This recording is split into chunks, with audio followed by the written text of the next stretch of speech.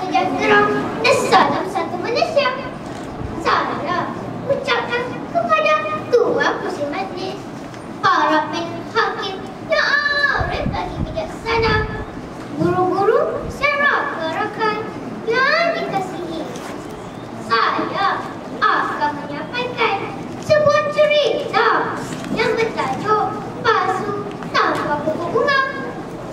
Marilah semua mendengar cerita saya, ya.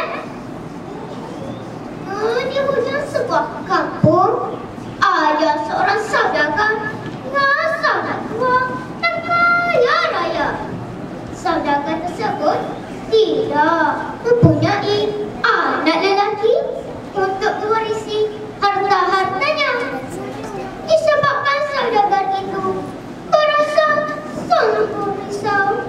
Pada satu hari, saudagar berfikir bagaimana hendak melantik seseorang yang akan mewarisi harta-hartanya. Akhirnya, saudagar mendapat satu akal. Saudagar memberi biji-biji benih kepada semua budak lelaki di kampung itu.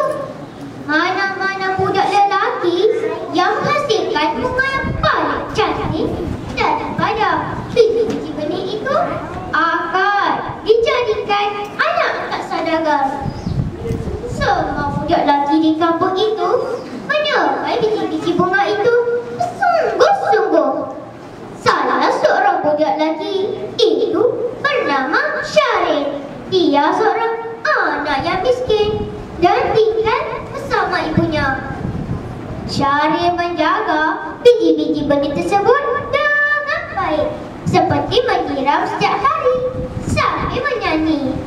Ku siram biji benih bunga namanya, la la la la la la la. Sehingga setengah bulan dan akhirnya genap sebulan. Syarif rasa hairan melihat biji-biji benihnya tidak bercakap. Kemudian dia bertanya kepada ibunya tentang perkara tersebut. Cuba anakku tukarkan tanah dalam pasir ini, kata ibu Syarif. Syarif ikut saja apa kata-kata ibunya. Tetapi biji-biji benih itu tetap tidak bercakap. Syarif rasa risau kerana hari pertingkah anak angkat semakin hampir. Syarif berusaha mencari jalan supaya biji-biji benihnya bercakap. Dia tetap tidak akan berputus asa. Namun semakin lama Syarif menunggu, hasilnya tetap sama. Biji-biji benih itu tetap tidak bercakap dan hidup dengan subur. Syarif rasa sangat sedih. Akhirnya hari pernikahan angkat itu pun tiba. Semua budak lelaki datang menghadap saudagar tersebut. Mereka membawa buku-buku bunga yang subur itu di dalam pasu masing-masing. Pada ketika itu, saudagar tidak berkata apa-apa, cuma menunjukkan muka masam saudagar saja. Rupa-rupanya saudagar tidak tertarik oleh pokok-pokok bunga yang subur itu. Tiba-tiba saudagar ternampak seorang budak lelaki sedang menangis beresak-esak. Budak lelaki itu membawa pasu tanpa pokok bunga di dalamnya. Saudagar menghampiri budak lelaki itu lalu bertanya, "Siapakah namamu, anakku? Mengapa membawa pasu tanpa pokok bunga di dalamnya?" "Nama saya Syarif, Tuan," jawab Syarif sambil menangis. Syarif terus menangis teresak-esak. Seketika kemudian, dia mengasat air matanya lalu berkata, "Tiap-tiap hari saya menjaga biji-biji benih itu bersungguh-sungguh. Tetapi biji-biji benih itu tetap tidak bercakap dan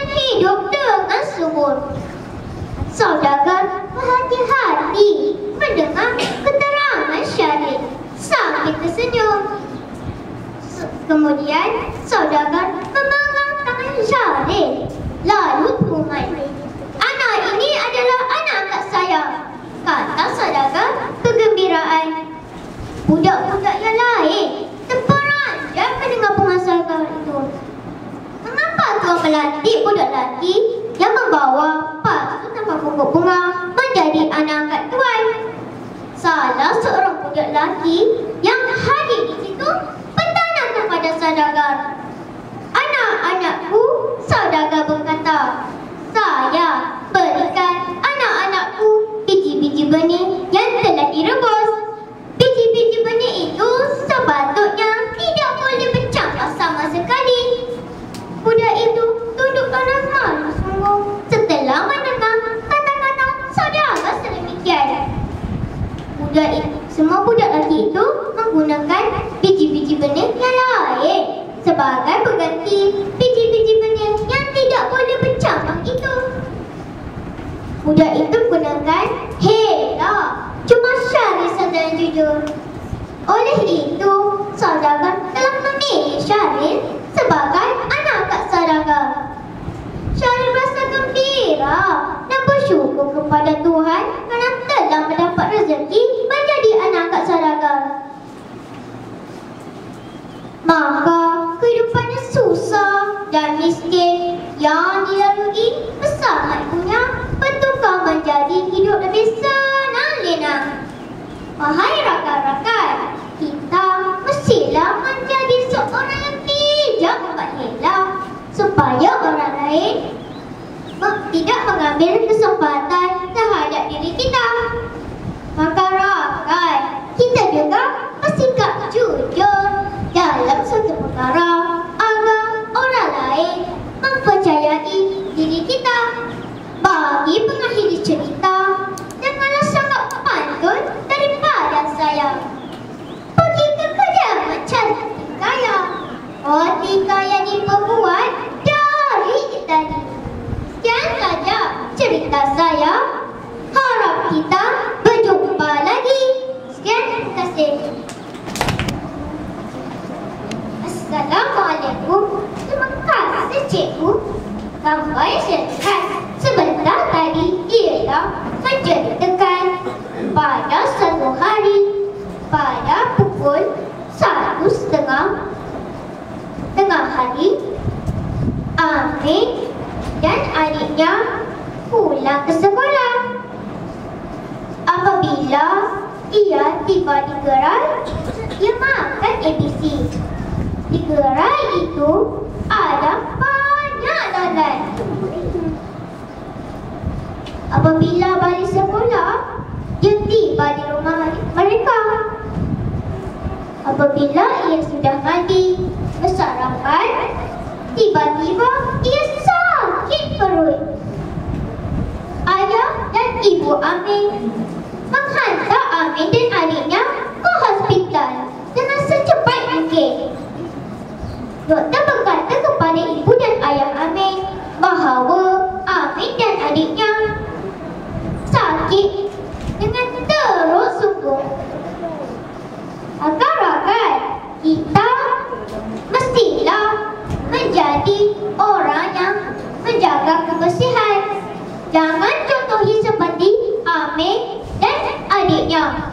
Kerana Amin dan adiknya selalu makan ABC di gerai yang sangat kotor seperti lalat, lipas, tikus. Dilarang ya rakan-rakan.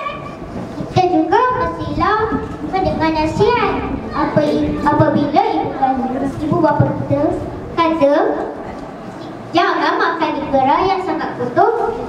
Kita mestilah ikut apa kata-kata ibu dan ayah kita. Sekian, terima kasih.